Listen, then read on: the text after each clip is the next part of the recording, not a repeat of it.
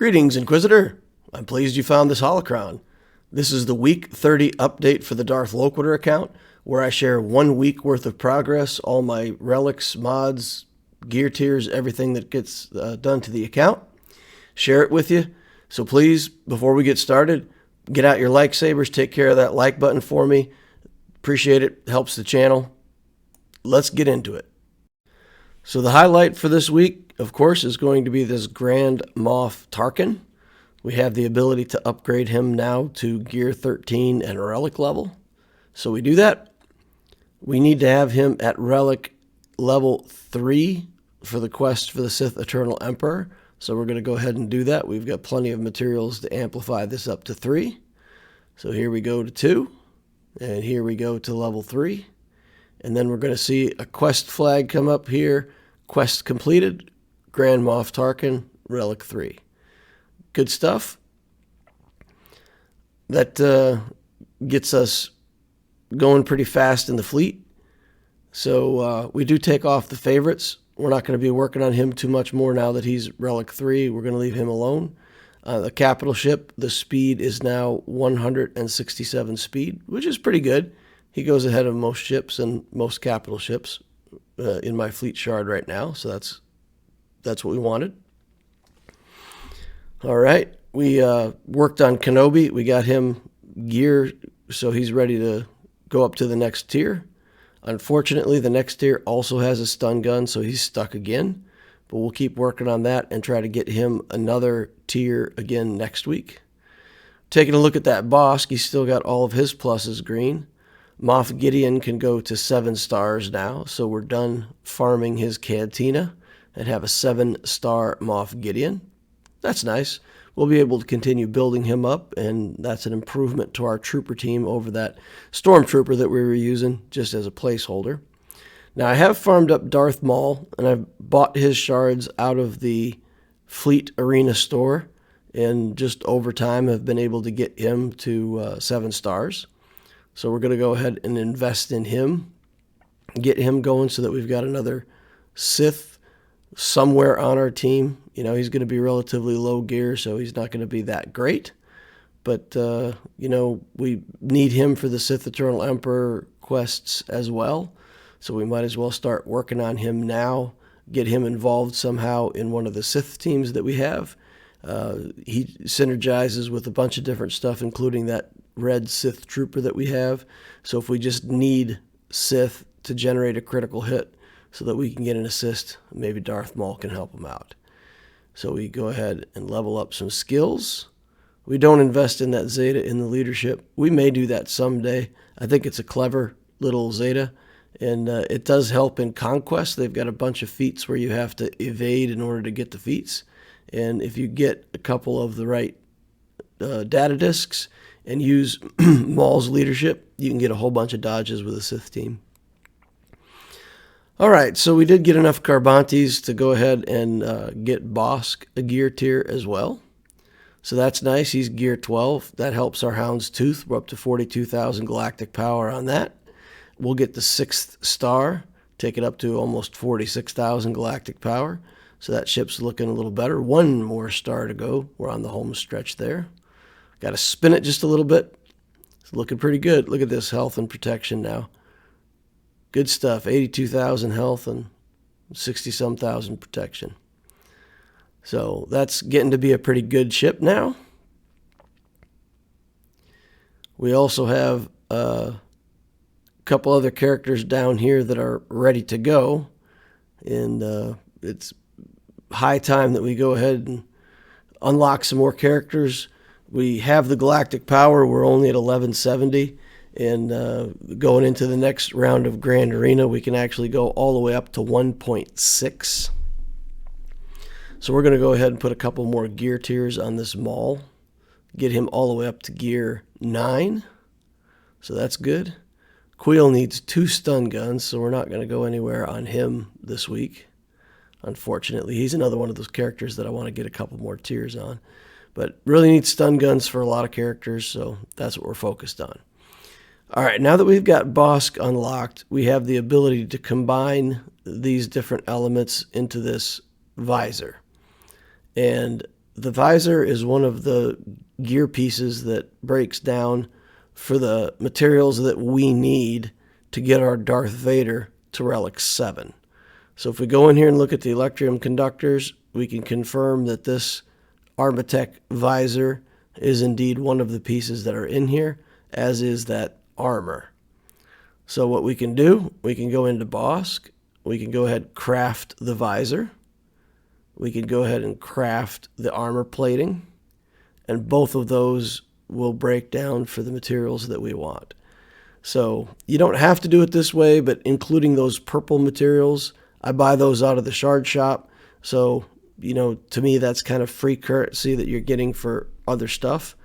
So we could take those, crunch them up here at the scavenger, make 26 more Electrium conductors, and that'll give us 44, which will be enough for 6 and 7 on the Relic amplifier.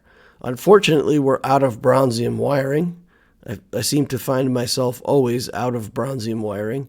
So we're going to go into the scavenger here, and just 50 at a time, we're going to pick the gear that we have a lot of, and we're just going to knock it down. Put a bunch of it over here, just try to get a bunch of bronzium wiring going. I'm trying to leave these over 500, and then I decide that, 500 is about good. We can just knock everything down to around 500 or less, including, some of these stun guns, some other stuff. We just want a lot of bronzium wiring. So just below 500, and then we take these over here, put some of them into, and then go down to the bottom. We're looking for the data pads, put all the data pads in we can find. So there we go, 242 bronzium wiring. That will allow us to upgrade to Relic 6. And then we've got all the materials we need to upgrade to Relic 7. So we'll hit 6 and 7, and we'll get another quest completion on our sea journey. Darth Vader to Relic 7. Done. Check in the box. Good stuff. And we'll unfavorite him as well. We still need one more Zeta on him, and he still doesn't have good enough mods. I'm still not completely satisfied with his mods. But, we'll definitely keep working on him, but we're going to take him out of the favorites. All right, what we're looking at now is the possibility of doing Phoenix, and it's an interesting time to get the Phoenix started because we've got the Secrets and Shadows assault battle right now that uses Night Sisters and Phoenix. So if we open up our Phoenix today, while this battle is still in the events, we can actually participate in the event and see what we can do. So I take these guys up to level 64, 65, in that range, just to see if I can do 2 tiers of this at relatively low gear and low level. So just kind of a little experiment. So we're getting them going. We've only got, 4 stars on Hera Syndulla. We haven't finished farming her yet. But we'll go ahead and get these Phoenix going, get all their skills up to level 6, and just act like we're trying to do this event at a fairly low level. See what happens. All right, working our way through that. Here we pick the Phoenix, make a team out of it, work on mods. For Chopper, we're looking for health and tenacity. We just want him to be able to soak a few hits. So we're going to work on some mods, get that going on him. Zeb, we're actually going to make Zeb crit chance and speed. We're going to try to get him hitting a lot. We don't find the speed mods that we're looking for, so we just end up going crit chance. But we do put some good speed substats on him, enough to get him going. And his daze is pretty good, so we're going to try to use him quite a bit to be dazing the opponents or stunning them.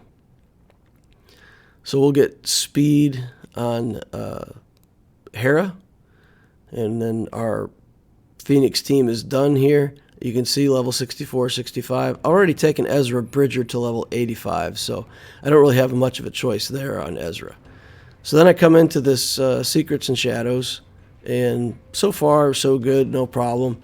These early waves aren't hard to clear. That's not what we're worried about. We just got to make it through phase 4, and then we're in pretty good shape.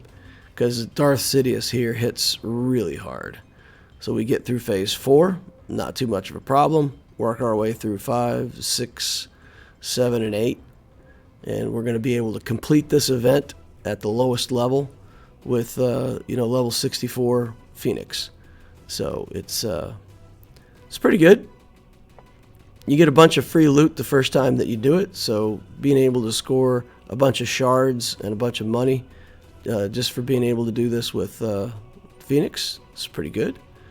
So the second tier looks pretty good too. We're going to come in here with the same team, no changes, and we're going to see what we can do as far as getting this team taken down with our baby Phoenix team here.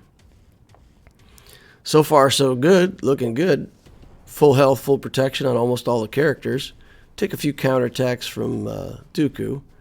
And then we face Sidious. And he just does too much damage. And we just don't do quite enough. And that is defeat. So, yeah, it would be nice to get that, but doesn't look like we're going to get it this time around. We go in, we take these guys up to level 70. And we say, okay, maybe if we just go to level 70... that allows us to get another skill tier on all these guys. So it'll get us level 70 and it'll get us skill tiers. And then we go ahead with that level of advancement and we see if we can complete this on very hard, the second tier, at level 70. So again, going well, no problems here. Getting through phase 3. Got to deal with his counterattacks, and then we go into phase 4 here, looking great. But Sidious just wipes out Hera Syndulla in one shot. We get some life back. We're getting our protection back, and he hits us. But yeah, it's in the end, it's defeat again. Over here in ships, we definitely want to get Sunfac's prime target all the way up so the stun can't be resisted. And then we're going to go into Grudge, which does give some more benefits to the Geo team. And it costs us 20 of those precious ship Omegas. But we're going to go ahead and invest in that and max out his passive as well. 30% more damage on his basic, but we just don't have enough materials to get that done and finish that ship out. I also took the opportunity this week to go ahead and open up Jyn Erso, K2SO, and Cassian Andor just at level 1. I just unlocked the characters. I didn't level them or put any gear on them at all. We just did that so that we could open up this Cassian's UWing and get that going, and without having all of the crazy galactic power. So we clear out the shard shop just to make sure it's empty. I've accumulated a lot of shards, and I just want to see how it's going to look when we get this UWing going. So here we go. We got it unlocked at 4 stars. Now we're going to go ahead and upgrade it to 5, 6, and 7. And then we're going to check out and see how many shards we get for the shard shop currency with all of the leftover shards that we bought. That's going to be nice. We got the ship. We've got 10,146 shard shop currency from 267 excess shards. So that's fun. That fills up my shard shop. And I'm going to have fun shopping over here for a little while and buying up all kinds of good gear. Let's take a look at our stats as of week 30. We have 1.2 million galactic power, which is up 79,000 over last week. We did Relic another character. We took Vader all the way to Relic 7. We added the Phoenix team. We unlocked the Cassian's UWing along with those characters. So we really added quite a lot of galactic power this week. We're at 6 Relic characters now. We've still got 11 Zetas. We're kind of sitting on some Zeta materials. And I'll make the final decisions next week before the next round of Grand Arena starts. And I'll put those Zetas to use somewhere. If we're not ready to go with the Mon Mothma team, which I don't think we're going to unlock Mon Mothma after all. So we'll probably put a Zeta on Stark to get his turn meter reduction going. And maybe Vader's leadership to finish off the Vader, and then we'll start saving up Zeta materials again and see what happens next with the account. In Squad Arena, we're still getting top 100 with the Padme team. We're still getting top 5 with the Tarkin Geo fleet, and I get first or second almost every day now, so that's very good income for the account. Lots of crystals to help me grow. The next project that we're going to pick, we're going to stick with the troopers. We're going to go ahead and try to relic Veers for week 33, so we're going to pick a 3-week timeline again. So we got to get him to gear 12 and then get him to relic over the course of the next 3 weeks. For the next week's plan, we're still farming 4 hard nodes, Queel, Piet, Krennic, and Django. With the rest, we're farming stun guns. Again, we're going to put him on Kenobi, going to make sure that we keep getting his gear tiers up. I'm quite close to getting the Negotiator unlocked at 5 stars. So that's why I'm investing so much into Kenobi. I want him at gear 11, ready to go to gear 12. So as soon as I get him to 7 stars, I can gear 12 him and then potentially relic him. That'll help the capital ship. It'll help my Padme team. It'll help the account a ton to relic that Kenobi. So we really need to keep him going and make that capital ship as effective as we can as soon as we get it. In fleet, we're going to continue with Anakin's ship, Enfys Nest, and then I am going to farm up Mark III projectors with the energy that I have left over for fleet. We need more Erodium heat sinks. We're going to relic more characters. We want to make sure we get a huge stockpile of those, so we're going to spend a week farming those up. I expect we'll be able to get 6, maybe more throughout the week. It's a pretty good drop rate, and they're pretty easy to get. In the Cantina, we're going to continue to get Hera to 7 stars so that we can finish out the Palpatine unlock and get Thrawn unlocked. And then we'll use the rest for signal data for relics. Mods, we're going to go back to farming speed mods. Refreshes, I'm getting 3 a day across all the energy types. And whatever left over goes into Cantina refreshes. I didn't spend my $20 this month, so just the way things turned out, the accounts had plenty of crystals. I haven't needed to refresh it, so I'm probably going to go through the first of next month before I do the $20. So I'll break my $20 a month streak by a little bit, but if I don't need to spend the money, I'm fine to wait for another few weeks to spend it. And then maybe we'll go to a routine where we're just getting that into the account at the beginning of the month every month, and that makes it a little more consistent than sometime in the middle. We're getting prestige out of the Squad Arena store, and I'm not buying anything else. I've got all the characters that I want right now out of the Squad Arena store, so we're just buying prestige once a day, and then if we save up enough, we'll get it twice a day sometimes. But getting up prestige to make sure that we can get this Negotiator capital ship up and running in good shape as soon as we get it. In the fleet store, we are saving back currency so that we can keep working on Grievous. I don't need Grievous right away, but I'm just going to keep chipping away till I have 330 shards for him so that whenever I am ready, he's ready to go, and I've got 7-star Grievous ready to unlock. We are also going after the clone ARC 170 ship. That'll go with the Negotiator, so we'll build that up a little bit as a reinforcement. And then if I get to around 4,000 currency, I just go ahead and drop something in and on a Zeta material and go ahead and buy one of those for 2,000 out of the shop. Everything else for the Galactic War Store and Cantina right now is just going into the shard shop to feed the machine. 3v3 is here to stay, so I thought we'd go through a few things for 3v3 maybe to help you guys think about this last week, any finishing touches that you want to put on your account. Just remember that flexible and solo characters gain a lot of strength in a format with fewer characters. All of the Galactic Legends are already good in 5v5. They get better in 3v3. Things like Nest, Malik, General Skywalker, Kylo Ren Masked is a solo artist, and these all get better. And Jedi Knight Luke, they're even better in 3s than they are in 5s. Synergy and stat sharing teams get worse. So Geos, Mon Mothma teams, General Grievous, Imperial Troopers, Bounty Hunters. And the Bounty Hunters themselves don't get worse necessarily. They still have really good synergy. But the contract becomes much harder to pull off for any Bounty Hunter combination when you've only got 3 instead of 5. It's just harder to get the contract, which a lot of Bounty Hunter teams rely on you getting the contract. So that's makes them a lot less effective. Teams with a core 3 members can be very good. So if you look at a Darth Revan team, the core 3 members are Revan, Bastila, Fallen, and Malak. And that three-man team becomes really a great defense. Similarly with Padme, Jedi Knight Anakin, and General Kenobi, that can become a really strong defense, hard for opponents to get through.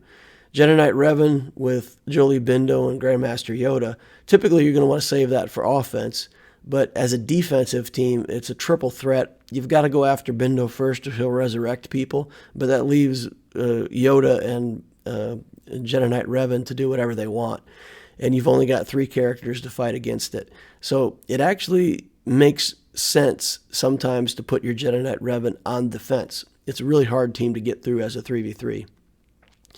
Same with a CLS. If you've just got CLS Han Chewie, that can be a good offensive team or pretty decent on defense. Jedi Training Rey with the Vets, the Fin Poe team. If you're building into a Galactic Legend Rey, those are teams that you can build. And then I've been doing this team with Kylo Ren Unmasked, the First Order Stormtrooper tank, and the Sith Trooper. So basically, it's 2 tanks. Kylo Ren Unmasked gets counterattacks all over the place, and the Sith Trooper is assisting. And this team has been pretty difficult for opponents to get through on my main account. So it's a clever little team that you can put together that's, and you can save Hux to go somewhere else and be the leader on another First Order team, for example, if you're building into SLKR. So some ideas in dividing up the Geos. What I'm going to do with my Geos this time, I'm going to put the Brood Alpha with Sunfac and Poggle. Soldier and Poggle, and we're just going to try to make that team a Geo team that the opponent has to pay attention to. And then that Spy is going to go in under the Dooku lead, and Dooku and the Spy will go under stealth, force the opponent to attack Sunfac. And so it's just a way for me to divide my threats. I don't expect either one of those teams to get holds, but each one of those teams has enough threat that the opponent has to take something against it. If I put my Spy in with the Geos, then it's susceptible to a Vader. If I split it up like this, then if they use Vader on the Geos, they still have to bring in something against the Spy. If they bring in Vader against the Spy, then they still have to deal with the Brood Alpha. So depending how your Geo team looks, think about splitting them up to make the maximum threat. For the Trooper team, I'm going to try this little combination with Grand Moff Tarkin, the Snow Trooper, and Gideon. And Tarkin can give them extra speed. And as an offensive team, I'll have extra speed on Gideon. I'll be able to drain their turn meter. And then once that happens, my Snow Trooper could potentially be faster than their team, go first, and tear up their team before they get a chance to go. So that's how I'm going to divide up my troopers. And then we'll do the 3 officers, Veers, Stark, and Piet together. We already know that makes a good and effective team for the troopers. For the light side, for anybody who hasn't looked at Old Ben's leadership, if you've got Old Ben going, his leadership is extremely generic. It works on all allies. So if you've got some leftovers, like I've got Plo and Fives that I built potentially for Fleet, and they're decent characters. They're not great, but they're also not horrible. And if I put them under the Old Ben leadership, at least they can take advantage of his leadership and be a better team than just sitting alone by themselves. For the Phoenix, what I do is I put Harrison Dula with Ezra and Chopper, and that leaves Kanan and Zeb, and I can put them under Admiral Akbar leadership. Some people might have this Akbar because he's got the fleet, and if you've built Home 1, you may have built an Akbar. His leadership isn't that great, but because Zeb and Kanan both have special skills that they prioritize, that will get you a bunch of assists and maybe steal a banner here and there. For the Padme team, I typically split it up with Padme, Jedi Knight Anakin, and Kenobi, and then I pull Ahsoka down into a Jedi team, or potentially a 501st team if you've built the clones. Ahsoka can also go there. So if you've got the full CLS team, let's say you've got the Commander Luke Skywalker with Han, Chewie, Chew-P-O, and the C-3PO. One of the interesting things you can do is bring in Wedge as a leader, and you put Wedge with the Han and Chewie, and that's a 3-man team that's pretty much all-out offense, and Wedge actually gives more offensive skills with his leadership than CLS does. And that leaves you CLS with Chew-P-O and 3PO, and you can kind of make a defensive team out of that takes a ton of turns. And I've even heard that some people put more defensive mods onto CLS just to make that team really hard to deal with. And all the assists coming out of Chupio mean there's going to be just tons of damage. You debuff the other team, you buff yourself up, and just take lots of turns. With the troopers, I typically separate them out with Rex, Fives, and the ARC Trooper. Remember, the ARC Trooper shares his turret. The turret removes buffs. So what you can do, you put this team together, ARC Trooper probably gets killed, Fives sacrifices himself, and then you're left over with Rex and the ARC Trooper, who can share his turret with Rex. They can both remove debuffs, and that lets you get around taunts and get to who you want to execute with Rex. The rest of them go with Shock T, so Echo and potentially Ahsoka Tano can go with Shock T and make another little team that's really good at removing buffs. All three of those characters have ways to remove buffs. So against a team that relies on buffs like the Jedi team or something like that, you can get in there and remove a lot of buffs. So that's a way to divide up your clone team to make it a little bit more effective. If you've got General Skywalker, you'll typically put him with one clone, so you put him with Echo, for example, and then you play the other three clones as a three-man team. So there's some ideas to help you prepare for the 3v3, the account updates for the week. Thank you for watching. Use that like saber to smash that like button if you haven't already. Helps me, helps the channel, and I truly appreciate it. Join the Discord if you haven't already. We got a great community over there, a lot of experienced players that are willing to help anybody who asks questions. So if you are a new player, you got some questions to ask, join that Discord, get on over there, and myself or somebody else will try to get you an answer and point you in the right direction. I'm really proud of the community we're building over there, so join us. Be happy to have you. Thank you for your time, and I will see you in the next Holocron.